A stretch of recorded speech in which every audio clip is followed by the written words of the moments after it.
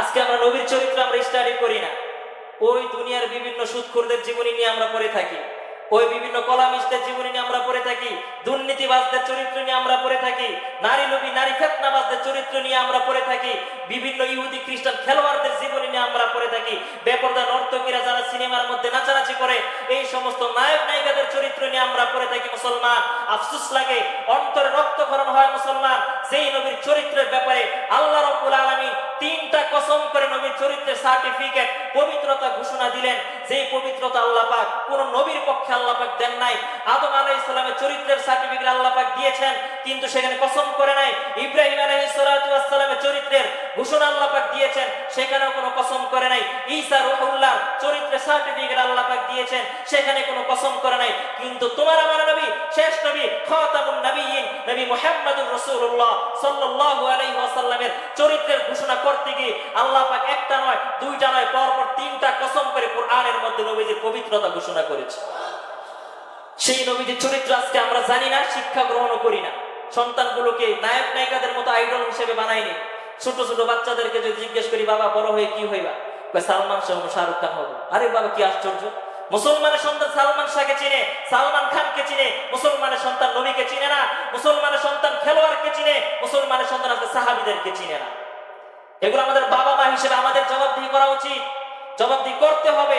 আপনি আপনার সন্তানটাকে কোন দিকে গাইড দিচ্ছেন, কোন লাইনে আপনার সন্তানটাকে আপনি পরিচালনা করছেন, বাবা হিসেবে, দাদা হিসেবে, নানা হিসেবে আপনাকে জবাবদিহি করতে হবে কি হবে না? আল্লাহ তাআলা, ও মুসলমান ভাইরা রে আমার, খুলুকে আযীম, আল্লাহ পাক আমার নবীর চরিত্রকে বৈশিষ্ট্য বর্ণনা করতে গিয়ে এখানে আযীম শব্দ এনেছেন। কি শব্দ? আযীম শব্দ এনেছেন। আযীম এটা আরবি এমন একটা শব্দ যেটা আমার আল্লাহ রাব্বুল আলামিনের একটা গুণবাচক নাম। আযীম আল্লাহ রাব্বুল আলামিনের একটা গুণবাচক নাম। এর অর্থ হলো মহান, অনেক বড়, অনেক উঁচু, যার ধারে কাছে কেউ পৌঁছতে পারে না, এমন সর্বোচ্চ সর্ববৃহৎ সত্তাকে বলা হয় আযীম। এই আযীম শব্দটা আল্লাহ পাক যেখানে সেখানে ব্যবহার করে না। এমন বস্তু যেটা সর্বজন স্বীকৃত, সকলের কাছে সর্বমহলে যেটা সবার কাছে সম্মানিত, সবচেয়ে বড়, এই এমন বিষয়ের ক্ষেত্রে আল্লাহ পাক আযীম শব্দটা ব্যবহার করেন। আল্লাহ পাক কোরআনের ক্ষেত্রে আযীম শব্দ ব্যবহার করেছেন, কারণ কোরআন এটা এমন একটা গ্রন্থ, এমন একটা কিতাব, যেই কিতাবের ধারে কাছে দুনিয়ার কিতাব, আসমানি কিতাব পর্যন্ত পৌঁছতে পারে না। ঠিক কিনা? আসমানি কিতাব কয়টা? কথা বলেন, কয়টা? 104টা আসমানি কিতাব। 104টা আসমানি কিতাবের মধ্যে বড় বড় হচ্ছে 4টা। কয়টা? এই বড় বড় 4টার মধ্যে আবার এক নম্বরে কোনটা? আল কোরআন। কোনটা ভাই? আসমানি কিতাবের মধ্যে সর্ববৃহৎ কিতাব, সবচাইতে সম্মানিত, সবচাইতে মর্যাদাপূর্ণ হচ্ছে আল কোরআন। দুনিয়ার মধ্যে মানব রচিত যত গ্রন্থ রয়েছে, সমস্ত গ্রন্থের চাইতে অনেক ঊর্ধ্বে আল্লাহ পাক আল কোরআনের মর্যাদা দিয়েছেন। অথচ দেখেন আল্লাহ পাক এই কোরআনের বৈশিষ্ট্য বর্ণনা করতে গিয়ে আল্লাহ পাক কোরআনের মধ্যে বলেন, ওয়ালাকাদ আতাইনাকা সাবআন মিনাল মাসানি ওয়াল কুরআনাল আযীম। ওয়াল কুরআনাল আযীম, হে নবী, আমি আপনাকে কোরআনে আযীম, এমন বড় মর্যাদাপূর্ণ সম্মানিত ঐশী গ্রন্থ, মহাগ্রন্থ আল কোরআন আমি আপনাকে দান করেছি। বলেন সুবহানাল্লাহ। এই কোরআন যে সর্বোত্তম কিতাব, এই ব্যাপারে কোনো সন্দেহ আছে? কোরআনের ব্যাপারে কোনো সন্দেহ নাই। ও মুসলমান, আজকে দুনিয়ার মধ্যে অনেক সময় বিভিন্ন জায়গায় ভূমিকম্প হয় কি হয় না? হয় কি না? অনেক সময় অনেক ভূমিকম্প হয়, ছোটখাটো ভূমিকম্প হয়, আমাদের দেশে হয়, বহির্বিশ্বেও হয়। এই সমস্ত অনেক সময় আযাব আসে, আসমানে অনেক সময় বজ্রপাতের আওয়াজ আমরা শুনতে পাই। সম্প্রতি ইদানিং কিছু সময় দেখা যায় আকাশ থেকে বজ্রপাতের আওয়াজ বেশি শোনা যায়। ঠিক কিনা? গত কিছুদিন আগে ভোর রাত্রে বেলা 3টার দিকে কি পরিমাণে বজ্রপাত হয়েছে শুনেছেন আপনারা? এগুলো অতীতে এগুলো এরকম হয়নি। এগুলো তার আল্লাহ পাক মানুষদেরকে অ্যালার্ট করে, সতর্ক করে, বান্দা কোথায় চলছে, একটু থামো, একটু রেস্ট না। এই যে সকাল থেকে সন্ধ্যা পর্যন্ত নাফরমানিতে ডুবে রয়েছে, দুনিয়া করতেছে, এত কিছু যে করতেছে, একটু থামো। এগুলো থামানোর জন্য আল্লাহ পাক মাঝে মাঝে আকাশ থেকে আওয়াজ দেয়, বজ্রপাতের আওয়াজ। অনেক সময় আল্লাহ পাক জালজালা শুরু করে দেয়, ভূমিকম্প দিয়ে মানুষগুলোকে সতর্ক করে। এই যে ভূমিকম্প হয়, এই যে আকাশ থেকে আওয়াজ হয়, এগুলো কিন্তু বিকট আওয়াজ, ঠিক কিনা? কিন্তু এর চাইতে বিকট আওয়াজ যেটা, সবচাইতে আওয়াজ যেটা, সবচেয়ে বড় আওয়াজ যেটা হবে, সেটা হচ্ছে কিয়ামতের দিন, ঠিক কিনা ভাই? আল্লাহ পাক সেই কিয়ামতের বিকট আওয়াজের কথা কোরআনের মধ্যে বলে দিয়েছেন। আর ওই বিকট আওয়াজের কথা বলতে গিয়ে আল্লাহ পাক আযীম শব্দ উল্লেখ করেছে। আল্লাহ বলেন, ইন্না জালজালাতাস সাআতা শাইউন আযীম, ইন্না জালজালাতাস সাআতা শাইউন আযীম। আল্লাহ বলেন, কিয়ামতের দিন হযরত ইসরাফিল আলাইহিস সালাতু ওয়াস সালাম যেদিন সিংহার মধ্যে ফুৎকার দিবে, এত পরিমাণ বিকট আওয়াজ হবে, দুনিয়ার মধ্যে প্রকম্পন সৃষ্টি হয়ে যাবে, পুরো দুনিয়াটা থরথর করে জালজালা শুরু হয়ে যাইবে। এত বড় আওয়াজ দুনিয়াবাসী তোমরা কল্পনা করতে পারবে না, এত বড় আওয়াজ। আল্লাহ বলেন শাইউন আযীম, অনেক বড় আওয়াজ। এই আওয়াজের ধারে কাছে দুনিয়ার কোনো আওয়াজ নাই, অনেক বড় আওয়াজ। ও মুসলমান বন্ধুরা রে আমার, আল্লাহ রাব্বুল আলামিন দুনিয়ার মধ্যে অনেক জায়গায় অনেক ক্ষমতাধর মানুষগুলোকে আল্লাহ পাক দিয়েছেন। দুনিয়ার মধ্যে অনেক জায়গায় অনেক সময় অনেক ক্ষমতাধর মানুষ দুনিয়ার মধ্যে আসছে কি আসে নাই? কথা বলেন, আসছে কিনা? অনেক বড় বড় ক্ষমতাধর রাজা বাদশারা দুনিয়ার মধ্যে এসেছে।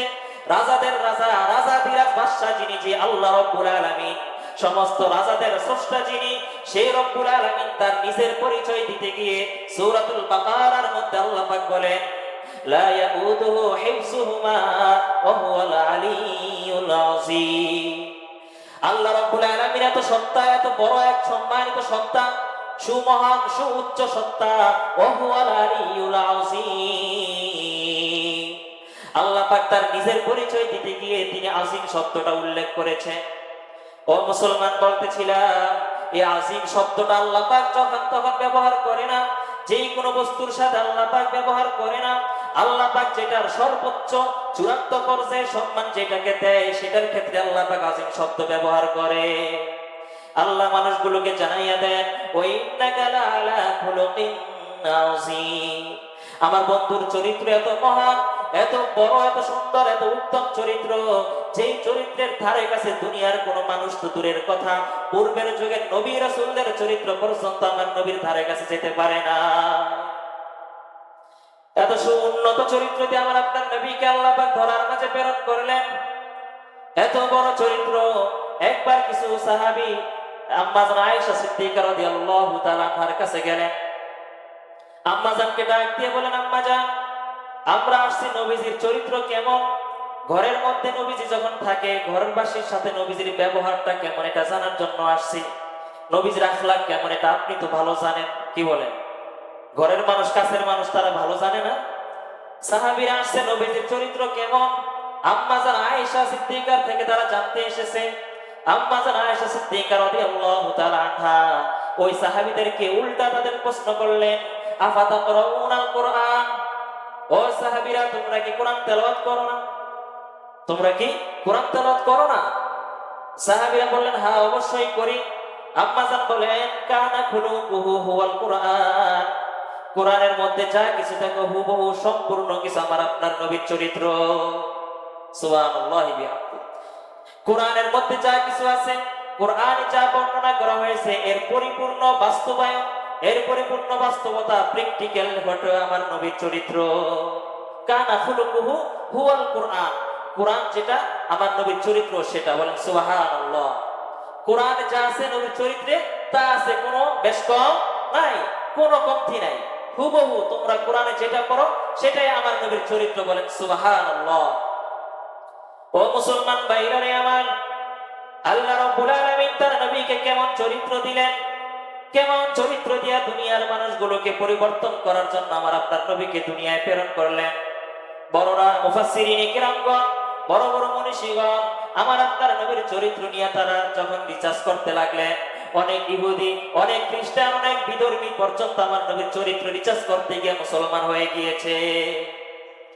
এইচ মাইকেল হার্ট একজন খ্রিস্টান লেখক, দার্শনিক, অনেক বড় একজন কলামিস্ট ছিলেন। এইচ মাইকেল হার্ট খ্রিস্টান একজন লেখক। তিনি একটা বই লিখেছেন, সেই বইটার মধ্যে পৃথিবীর ইতিহাসে বড় বড় 100 মনীষীদের জীবনী সে তার বইটার মধ্যে লিখছেন। কয়শো মনীষী? 100 মনীষীদের জীবনী সে তার বইটার মধ্যে জমা করেছে। তো সেইখানে তিনি সর্বপ্রথম যে মনীষীর জীবনীটা তার বইয়ের মধ্যে স্থান দিয়েছে সেটা হলো আমার আপনার নবী, প্রিয় নবী, নবী মুহাম্মদুর রাসূলুল্লাহ সাল্লাল্লাহু আলাইহি ওয়াসাল্লাম। সর্বপ্রথম 100 মনীষীদের মধ্যে তিনি সর্বপ্রথম কার জীবনী আনছেন? আমার আপনার প্রিয় নবীর জীবনী সে উল্লেখ করেছেন। তো তাকে একবার এক সংবাদ সম্মেলনের মধ্যে তাকে জিজ্ঞাসা করা হলো যে আপনি তো খ্রিস্টান ধর্মের অনুসারী, কিন্তু আপনি যে বইটা লিখলেন পৃথিবীর ইতিহাসে বড় বড় মনীষীদের জীবনী যে আপনি লিখছেন, এখানে আপনি সর্বপ্রথম মুসলমানদের নবীর নাম কেন আনছেন? তার জীবনী কেন দিলেন? আপনি তো মুসলমান নয়। এইচ মাইকেল হার্ট জবাব দিলেন যে আমি পৃথিবীর ইতিহাসে বড় বড় মনীষীদের জীবনী নিয়ে আমি স্টাডি করেছি, অনেক বড় বড় মনীষীদের জীবনী নিয়ে আমি অনেক গবেষণা করে অনেক দিন রাত আমি ব্যয় করেছি, কিন্তু আমি যখন মুসলমানের নবী মুহাম্মাদের জীবনী নিয়ে যখন আমি লিখতে শুরু করলাম, মুসলমানদের নবী মুহাম্মাদের জীবনী যখন আমি পড়া শুরু করে দিলাম, তার জীবনের মধ্যে একটা দিন নাই, একটা মুহূর্ত নাই, একটা জায়গা নাই যেই জায়গাটা মানুষের জন্য গোপন করা যায়। সুবহানাল্লাহ বলবেন না? একটা দিন নাই, একটা সেকেন্ড নাই যেই সেকেন্ডটা মানুষের কাছে গোপন করব। প্রত্যেকটা মুহূর্ত, প্রত্যেকটা সেকেন্ড মুসলমান পুরো মানুষের জন্য এটা উপকারী। বলেন সুবহানাল্লাহ। এমন কোন নেতা আপনি খুঁজে পাবেন না, এমন কোন মনীষী খুঁজে পাবেন না যার দিন রাত পুরোটাই সমান। দিন রাত পুরোটা সমান এমন কোন নেতা আপনি ধরার মাঝে খুঁজে পাবেন না। অনেক নেতাদের জীবনী আমরা পাই যেই জীবনী শুরু হয় 50 বছরের পর থেকে, বাকি 40 বছরের জীবনী খুঁজে পাওয়া যায় না। আবার অনেক সময় যেই সমস্ত ইতিহাসগুলো পাই, দিনের বেলার ঘটনাগুলো পাই, রাতের ঘটনা খুঁজে পাই না। আছে কিনা? রাতের ঘটনা খুঁজে পাই না। আবার রাতের ঘটনা খুঁজে পাইলেও অনেক সময় একান্তে যেই সমস্ত ঘটনাগুলো ঘটে সেই ঘটনা খুঁজে পাই না। স্ত্রীর সঙ্গে কি হয় সেগুলো খুঁজে পাই না। রাতে রাতের ঘরের ভিতরে কি হয় সেগুলো আমরা খুঁজে পাই না। খ্রিস্টান এইচ মাইকেল হার্ট বলেন, মুহাম্মদ, মুসলমানদের নবী মুহাম্মদের জীবনীটা স্টাডি যখন করলাম, তার জীবনে তার আমলনামার মধ্যে সব কিছু আমি সাদা ধবধবে খুঁজে পেয়েছি। আমার বিবেক সাক্ষী দেয়, আমার অন্তর সাক্ষী দেয়, এই যে এরকম একজন পূত পবিত্র সত্তা, একজন মুসলমানদের নবী, এই নবীকে স্থান যদি প্রথম জায়গায় না দেই তাহলে আমি বেইনসাফি হয়ে যাব, বেইনসাফি করা হবে। এই কারণে আমি মুসলমানদের নবী মুহাম্মদকে সর্বপ্রথম জায়গা দিয়েছি। বলেন সুবহানাল্লাহ। ও মুসলমান ভাইরারে আমার, আমার আপনার নবী হচ্ছে আকাশ তুল্য। আকাশের সাথে যদি আমার আপনার নবীকে উপমা দেওয়া হয় তাহলে আকাশটাকে যেমন সর্বমহলের সমস্ত মানুষ কিন্তু নির্দ্বিধায় কিন্তু দেখতে পারে, পারে কিনা? আকাশকে যদি কেউ দেখতে চায়, একটা কোলের শিশু সেও আকাশকে দেখতে পারবে, একটা শৈশবের বাচ্চা সেও আকাশ দেখতে পায়, একজন কিশোর সেও আকাশকে দেখতে পায়, একজন যুবক, একজন বৃদ্ধ সেও যদি চায় আকাশকে দেখতে তাহলে দেখতে পারবে। ঠিক কিনা ভাই? একজন রোগী অসুস্থ বান্দা সেও যদি চায় আকাশকে দেখতে সেও দেখতে পারবে, একজন পাগল সেও আকাশকে দেখতে পারবে, একজন সফল রাষ্ট্রনায়ক সেও যদি চায় আকাশকে দেখতে সেও কিন্তু আকাশ দেখতে পারবে। ও মুসলমান, আমার আপনার নবী হলো আকাশের মতো, আমার আপনার নবী আকাশের মতো বিশাল। আমার আপনার নবীকে যদি একজন কোলের শিশু পর্যন্ত আমার আপনার নবীকে যদি ফলো করতে চায়, একজন শিশু যদি চায় যে আমি সফল শিশু হব, তাহলে এই শিশুর জন্য আমার আপনার নবী হচ্ছে আদর্শ। একজন কিশোর যদি চায় আমি আদর্শবান কিশোর হব, এই কিশোরের জন্য আমার আপনার নবী হলো একজন আদর্শ। একজন যুবক যদি চায় আমি সফল কাম, একজন সফল যুবক হব, তাহলে এই যুবকের জন্য আমার আপনার নবী যুবক মুহাম্মদুর রাসূলুল্লাহ সর্বশ্রেষ্ঠ আদর্শ। কথা বলেন ঠিক কিনা? একজন নেতা যদি চায় আমি সর্বশ্রেষ্ঠ সফল নেতা হতে চাই, তাহলে এই নেতার জন্য আমার আপনার নবী নেতা মুহাম্মদুর রাসূলুল্লাহ সর্বশ্রেষ্ঠ আদর্শ। একজন রাষ্ট্রপ্রধান সেও যদি চায় আমি সফল রাষ্ট্রপ্রধান হব, তাহলে এই রাষ্ট্রপ্রধানের জন্য আমার আপনার নবী মদিনার প্রেসিডেন্ট যখন ছিলেন, ওই প্রেসিডেন্ট নবী আমার আপনার নবী তার জন্য আদর্শ। একজন জামাতা যিনি, একজন জামাই যিনি, তিনি যদি চায় আমি সফল আদর্শবান জামাতা হব, তাহলে সেই জামাতার জন্য আমার আপনার নবী আবু বকর ওমরের জামাতা যিনি নবী মুহাম্মদুর রাসূলুল্লাহ সাল্লাল্লাহু আলাইহি ওয়াসাল্লামের একজন নতুন জামাইয়ের জন্য আদর্শ। কথা বলেন ঠিক কিনা? একজন শ্বশুর সে যদি চায় আমি সর্বশ্রেষ্ঠ আদর্শবান শ্বশুর হব, তাহলে সে যেন আমার আপনার নবী শ্বশুর মুহাম্মদুর রাসূলুল্লাহ সাল্লাল্লাহু আলাইহি ওয়াসাল্লামকে ফলো করে। একজন নানা সে যদি চায় আমি সফল নানা হতে চাই, তাহলে সে যেন হাসান হুসাইনের নানা নবী মুহাম্মদুর রাসূলুল্লাহ সাল্লাল্লাহু আলাইহি ওয়াসাল্লামকে ফলো করে। একজন শ্রমিক যদি চায় আমি আদর্শবান শ্রমিক হতে চাই, তাহলে সে যেন শ্রমিক মুহাম্মদুর রাসূলুল্লাহ সাল্লাল্লাহু আলাইহি ওয়াসাল্লামের শ্রমিক জীবনটাকে আদর্শ হিসেবে বানায় নেয়। একজন মহাজন, একজন মালিক সে যদি চায় আমি সফল মালিক হব, আদর্শবান মহাজন হতে চাই, তাহলে এই মহাজনের জন্য আমার আপনার নবী হচ্ছে আদর্শ। কথা বলেন ঠিক কিনা? আল্লাহ পাক আমার আপনার নবীকে আকাশের মতো উপমা দিয়ে বুঝাইয়া দেন, দুনিয়ার সমস্ত মানুষগুলো যে চায় সে যেমন আকাশকে দেখতে পারে, কোনো বাধা নাই, ঠিক একই ভাবে দুনিয়ার মানুষগুলো, দুনিয়াবাসী মানুষগুলো যদি চায় আমার আপনার নবীর আদর্শ থেকে নিজের জীবনটা সফল করতে, তাহলে প্রত্যেকটা মানুষ কিন্তু সফল হতে পারবে। ঠিক কিনা ভাই? প্রত্যেকটা মানুষের জন্য আমার আপনার নবী আদর্শ। প্রতিটা মানুষ যদি নিজেদের জীবনে আমার আপনার নবীর সুন্দর চরিত্র আখলাক গুলো নিজেদের জীবনে বাস্তবায়ন করে, তাহলে প্রত্যেকটা মানুষই কিন্তু সোনার মানুষে পরিণত হয়ে যাবে। ও মুসলমান বন্ধুরা রে আমার, আল্লাহ পাক বলেন ওয়া ইন্নাকা লাআলা খুলুকিন আযীম। হে নবী, আপনাকে মহান চরিত্র দিয়ে আমি প্রেরণ করলাম। এত সুন্দর চরিত্র, কি চরিত্র দিয়ে আমার আপনার নবীকে আল্লাহ পাক ধরার মাঝে প্রেরণ করলেন। একদিন নবীজি সাল্লাল্লাহু আলাইহি ওয়াসাল্লাম মসজিদে নববীর মধ্যে সাহাবীদেরকে নিয়ে বসা, সাহাবীদেরকে নিয়ে নবীজি একদিন ওয়াজ করতেছিলেন, বয়ান করতেছিলেন। হঠাৎ করে চলমান মজলিসের মধ্যে পিছন থেকে গ্রাম্য লোক, মূর্খ সাহাবী, সাহাবী তখন হয় নাই, তখন ইহুদি ছিল, সে এখনো কি হয় নাই, মুসলমান হয় নাই। গ্রাম্য বেদী মূর্খ একজন লোক সে পিছনে এসে বসলো।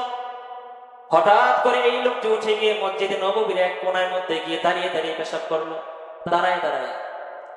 আমাদের মাঝে এমন করলে আপনাদের অবস্থা কেমন হবে? হ্যাঁ আল্লাহ, বাচ্চারা অনেক সময় একটু দৌড়াদৌড়ি করে, এতে আমাদের মায়ের মেজাজ ঠিক থাকে না। দেখেন বিশ্ব নবীকে আল্লাহ পাক কেমন চরিত্র দিয়ে দুনিয়াতে প্রেরণ করেছে, এটা থেকে শিক্ষা নেওয়া উচিত আমাদের। নবীকে আমরা সবাই ভালোবাসি প্রাণের চাইতে বেশি, এর মধ্যে কোনো কি নাই, সন্দেহ। কিন্তু নবীজির জীবনী থেকে নিজেদের জীবনে কি শিক্ষা অর্জন করলাম? নবীজির জীবনী থেকে, নবীজির সিরাত থেকে নিজের জীবনে কি বাস্তবায়ন করতে পারলাম? আমার কথা এটা কি নবীর কথার মতো হয় কিনা? আমার চলাচল, হাঁটা চলা নবীর সাথে মিলে কিনা? আমার ঘুম নবীর সাথে মিলে কিনা? আমার খাওয়া দাওয়া নবীর সাথে মিলে কিনা? আমার দাম্পত্য জীবন নবীর দাম্পত্য জীবনের সাথে মিলে কিনা? আমার সাংসারিক জীবন, আমার পারিবারিক জীবন, আমার রাষ্ট্রীয় জীবন, প্রত্যেকটা সেক্টরে নবীজির সাথে মিলে কি মিলে না, এটা কখনো আমরা চিন্তা করি না। মুসলমান দেখেন, ওই গ্রাম্য মূর্খ সাহাবীটা তখন সাহাবী হয় নাই, ওই গ্রাম্য অমুসলিম বেদুইন লোকটা মসজিদে নববীর এক প্রান্তে দাঁড়ায় দাঁড়ায় পেশাব করে দিল। এই অবস্থা থেকে মজলিস থেকে উঠে সাহাবীরা রেগে মেগে সবাই ফায়ার, সমস্ত সাহাবীরা ওই লোকটাকে আক্রমণ করার জন্য গেলেন। নবীজি সমস্ত সাহাবীদেরকে ধমক দিয়ে থামিয়ে দিলেন, এই থামো, তার কাজ তাকে করতে দাও, তাকে পেশাব করতে দাও। বলেন সুবহানাল্লাহ। কারণ সেই পেশাব করছে, এখন যদি তুমি ধমক দাও সেই ভয়ে সে পেশাব বন্ধ করে দিবে, এতে তার শারীরিক সমস্যা হতেও পারে। দেখেন নবীজি কতটা একটা বড় ডাক্তার, চিকিৎসক আমার নবী, একজন যিনি ডাক্তার, তার জন্য আমার নবীর মধ্যে আদর্শ আছে না নাই? এখন বিজ্ঞান তারা রিসার্চ করে বের করেছে, পেশাবের মধ্যে যদি তারা পেশাব যদি হঠাৎ করে বন্ধ করে দেয়, তাহলে তাদের এই মূত্রথলির মধ্যে এক ধরনের সমস্যা হতে পারে।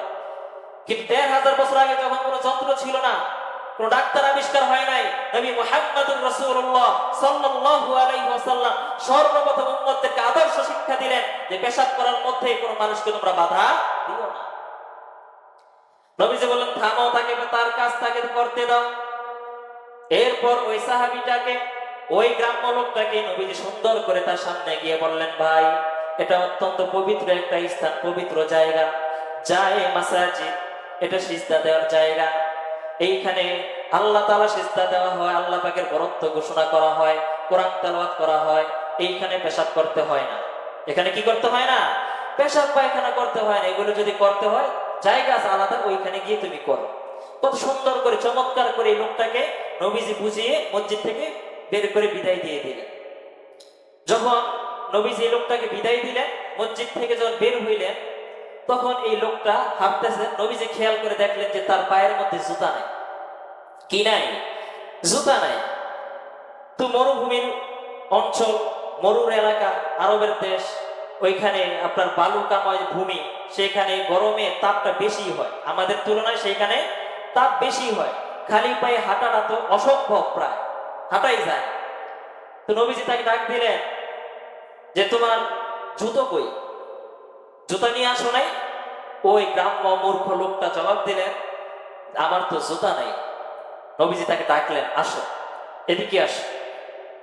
আসার পর নবীজি তার নিজের পায়ের জুতা মুবারক খুলে এই গ্রাম্য বেদিক সাহাবিটার পায়ে পরিয়ে দিলেন। সুবহানাল্লাহ, আসতে বলেন সুবহানাল্লাহ। আল্লাহ, মুসলমান ইমানের পাওয়ারই নাই। সুবহানাল্লাহ তো প্রাণ খুলে আসার কথা ছিল, সুবহানাল্লাহ বেরই হয় না। বইল্লা সুবহানাল্লাহ বের করতে পারি না, মালাকুল মউত আসলে যে কালিমা আসবে কিনা আল্লাহ জানে ভালো করে। যাই হোক, একটু আগে সেই লোকটা মসজিদের মধ্যে দাঁড়িয়ে দাঁড়িয়ে পেশাব করলো, অমুসলিম, মুসলমানও না, অমুসলিম, সেই লোকটাকে নবীজি নিজের পায়ের জুতা খুলে তাকে জুতা পরিয়ে দিলেন। এবার লোকটা হাঁটা শুরু করলেন। নবীজি ডাকলেন যে তুমি কোথায় যাবে? লোকটা বলল অমুক অঞ্চলে অমুক গোত্রে আমি যাব। তাহলে তোমার বাহন কোথায়? তুমি যে আসছো তোমার বাহন কই? এখন তো গাড়ি থাকে, কিন্তু ওই সময় তো আপনার জন্তুর মাঝে ওট, গাধা, এগুলোর মধ্যে সওয়ার হয়ে মানুষ সফর করত। তো তোমার জন্তু কোথায়, বাহন কোথায়? ওই গ্রাম্য লোকটা উত্তর দিল যে আমার জন্তুও নাই, বাহনও নাই, পায়ে হেঁটে আসছি, পায়ে হেঁটে যাও। নবীজি লোকটাকে ডাকলেন যে এত দূর পথ তুমি হেঁটে হেঁটে যাইবা, এই রোদের মধ্যে তুমি ক্লান্ত হয়ে যাইবা না, দুর্বল হয়ে যাইবা না? এক কাজ করো, ওই যে অমুক জায়গায় আমার একটা জন্তু বাঁধা আছে, এই জন্তুটা নিয়ে তুমি তোমার বাড়িতে চলে যাও। সুবহানাল্লাহ। নবীজি যেই লোকটা মসজিদের মধ্যে দাঁড়িয়ে দাঁড়িয়ে পেশাব করলো, অমুসলমান, অমুসলিম, ইহুদি, এই লোকটাকে নবীজি পেশাব করার কারণে তাকে কোনো শাস্তি দিলেনই না, উল্টা তাকে সুন্দর কত আচরণ, তাকে কোমল ব্যবহার তার সাথে করলেন। এই লোকটা যখন নিজ এলাকায় যাচ্ছেন আর ভাবতেছেন কি ব্যাপারটা, কি ব্যবহারটা করলো আজকে আমার সাথে, মুসলমানদের নেতা, আমি তাদের উপাসনালয়, তাদের সবচাইতে পবিত্র স্থান আমি নাপাক করে দিলাম, চাইলেই পারতো আমাকে আক্রমণ করতে, আঘাত করতে, করলেন না, উল্টা আমাকে আর কত সুন্দর, আমাকে অনেক কিছু হাদিয়া দিলেন, উপভোগ করে দিলেন, এত সম্মান দিলেন, এত সুন্দর সম্মান তো আমার গোত্রের লোকেরা আমাকে দেয় না। একটু সে ভাবতে ভাবতে বাড়িতে আসলেন। বাড়িতে আসার পর এলাকার গোত্রের লোকদের সবাইকে ডাকছে, এই তোমরা সবাই এদিকে আসো, শোনো, একটা অনেক ব্রেকিং নিউজ আছে, একটা হট খবর তোমাদেরকে দিতে চাই, শোনো। এলাকার সমস্ত গোত্রের লোকগুলোকে ডাকাইয়া, কিতাবের মধ্যে আসছে প্রায় 300 অধিক লোক ছিল তার গোত্রের মধ্যে, সমস্ত লোকগুলোকে ডাকাইছে। আনার পর বললো যে দেখো, ওই যে মদিনায় একজন নতুন নবী আসছে, শুনছো না? বলে হ্যাঁ। ওই নতুন নবীর ব্যাপারে তো আমরা অনেক অনেক কথা শুনি, অনেক অনেক কিছু আমাদের কানে দেয়, পাগল বলে, নারী লুবি বলে, সে মিথ্যুক, এটা সেটা কতজন কত কিছুই বলে। আমি সেগুলো দেখার জন্য আমি গিয়েছিলাম, যাওয়ার পর তাদের উপাসনালয়, তাদের সবচাইতে সম্মানিত জায়গাটাকে আমি নাপাক করে দিয়েছিলাম, কিন্তু তারা আমাকে কোনো শাস্তি দিল না, আঘাত করলো না, আমাকে আটক করে নাই, উল্টা আমার সাথে এত সুন্দর ব্যবহার করে আমাকে বিভিন্ন জিনিস, আমাকে হাতিয়া তোহফা দিয়ে কোমল আচরণ করে আমাকে পাঠিয়ে দিয়েছে। আমার মনে হয়, আমার বিশ্বাস, আমার দিল সাক্ষী দেয়, এই যে মুহাম্মদ সে আমার সাথে যে আচরণটা করলো, যে ব্যবহারটা করলো, এটা দুনিয়ার কোন মানুষের পক্ষে এমন ব্যবহার করা সম্ভব নয়। এই আমার গোত্রের লোকেরা জেনে রাখো, আমি তোমাদের গোত্র প্রধান, আমি তোমাদের সাথে বয়োজ্যেষ্ঠ, আমি তোমাদের মধ্যে মুরব্বী, বয়সে বড়, অভিজ্ঞতায় বড়, সব কিছুতে বড়। আমার দিল সাক্ষী দেয় এই মুহাম্মদ দুনিয়ার কোন সাধারণ মানুষ নয়, ওর ব্যবহার এত সুন্দর, এই ব্যবহারের অধিকার একমাত্র আল্লাহর পয়গম্বর ছাড়া সে কিছুই না। আমার দিল সাক্ষী দেয় রে মানুষ, এই আমার গোত্রের লোকেরা, আমার দিল সাক্ষী দেয় মুহাম্মদ সাধারণ কোন মানুষ না, এই মুহাম্মদ আল্লাহর পক্ষ থেকে প্রেরিত রাসূল। আর দেরি নয়, আর দেরি নয়, এখনই সকলে চলো মুহাম্মদের সাথে হাতে হাত রেখে কালিমা পড়ে আমরা সবাই মুসলমান হয়ে যাইব। এটা ছিল আমার আপনার নবীর আদর্শ, আমার আপনার নবীর চরিত্র। এত সুন্দর চরিত্রের মানুষগুলো নবীজি যখন 40 বছর পর যখন মানুষগুলোকে হকের দাওয়াত দিতে লাগলেন, মানুষগুলোকে যখন শিরিকের বিরুদ্ধে, কুফরির বিরুদ্ধে, দেবতার বিরুদ্ধে, মূর্তির বিরুদ্ধে যখন আমার আপনার নবী মানুষগুলোকে দাওয়াত দিতে লাগলেন, কোরআন অনুযায়ী, হাদিস অনুযায়ী মানুষগুলোকে যখন আমার আপনার নবী ওয়াজ করতে লাগলেন, নসিহত করতে লাগলেন, আর মানুষগুলোকে বলতে লাগলেন, হে আমার কওম, হে আমার গোত্রের লোকেরা, এতদিন তোমরা লাত, মানাতের, উজ্জার তোমরা উপাসনা করেছো, মূর্তির পূজা তোমরা করেছো, একাধিক মাবুদ তোমরা সাব্যস্ত করে রেখেছো। জেনে রাখো, জেনে রাখো, এই সমস্ত লক্ষ লক্ষ দেবতা তোমাদের কোনো উপকার করতে পারবে না, তোমাদের কোনো ক্ষতিও করতে পারবে না, এগুলোর কোনো ভিত্তি নাই, এগুলো সব কিছু ভুয়া। এর চাইতে ভালো আমি যে আল্লাহর পক্ষ থেকে প্রেরিত হয়েছি, যে আল্লাহর পথে তোমাদেরকে আহ্বান করতেছি, সে আল্লাহ এক আল্লাহকে যদি তোমরা বিশ্বাস করে নাও, আর সমস্ত দেব দেবতাগুলোকে যদি তোমরা ছেড়ে দাও, তাহলে তোমরা দুনিয়া এবং উভয়কালে তোমরা কামিয়াব হয়ে যাইবা, উভয় জাহানে তোমরা কামিয়াব হয়ে যাইবা।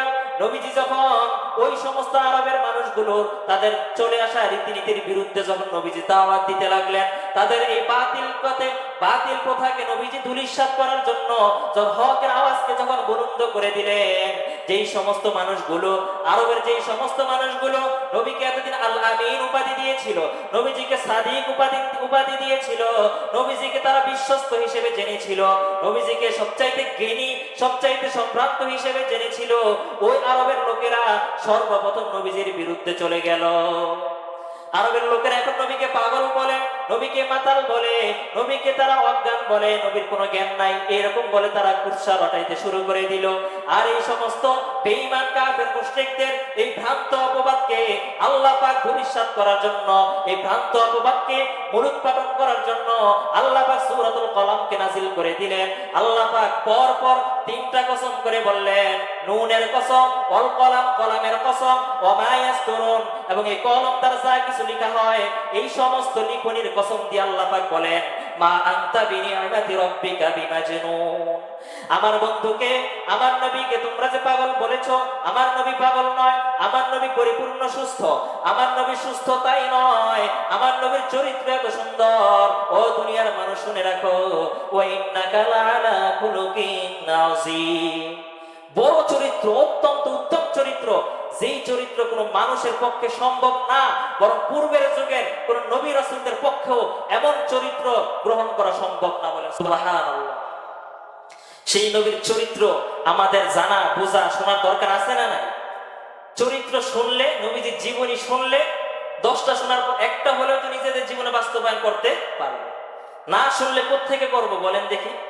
আজকে আমরা নবীর চরিত্র আমরা স্টাডি করি না, ওই দুনিয়ার বিভিন্ন সুদখোরদের জীবনী নিয়ে আমরা পড়ে থাকি, ওই বিভিন্ন কলামিস্টদের জীবনী নিয়ে আমরা পড়ে থাকি, দুর্নীতিবাজদের চরিত্র নিয়ে আমরা পড়ে থাকি, নারী লোভী, নারী ফিতনাবাজদের চরিত্র নিয়ে আমরা পড়ে থাকি, বিভিন্ন ইহুদি খ্রিস্টান খেলোয়াড়দের জীবনী নিয়ে আমরা পড়ে থাকি, বেপরদা নর্তকীরা যারা সিনেমার মধ্যে নাচানাচি করে, এই সমস্ত নায়ক নায়িকাদের চরিত্র নিয়ে আমরা পড়ে থাকি। মুসলমান, আফসোস লাগে, অন্তরে রক্তক্ষরণ হয় মুসলমান, সেই নবীর চরিত্রের ব্যাপারে আল্লাহ রাব্বুল আলামিন 3টা কসম করে নবীর চরিত্রের সার্টিফিকেট, পবিত্রতা ঘোষণা দিলেন, যেই পবিত্রতা আল্লাহ পাক কোন নবীর পক্ষে আল্লাহ পাক দেন নাই। আদম আলাইহিস সালামের চরিত্রের সার্টিফিকেট আল্লাহ পাক দিয়েছেন, কিন্তু সেখানে কসম করে নাই। ইব্রাহিম আলাইহিস সালামের চরিত্রের ঘোষণা আল্লাহ পাক দিয়েছেন, সেখানেও কোনো কসম করে নাই। ঈসা রূহুল্লাহ চরিত্রের সার্টিফিকেট আল্লাহ পাক দিয়েছেন, সেখানে কোনো কসম করে নাই। কিন্তু তোমার আমার নবী, শেষ নবী, খাতামুন নবিয়্যিন, নবী মুহাম্মদুর রাসূলুল্লাহ সাল্লাল্লাহু আলাইহি ওয়াসাল্লামের চরিত্রের ঘোষণা করতে গিয়ে আল্লাহ পাক একটা নয়, দুইটা নয়, পরপর 3টা কসম করে কোরআনের মধ্যে নবীজির পবিত্রতা ঘোষণা করেছে।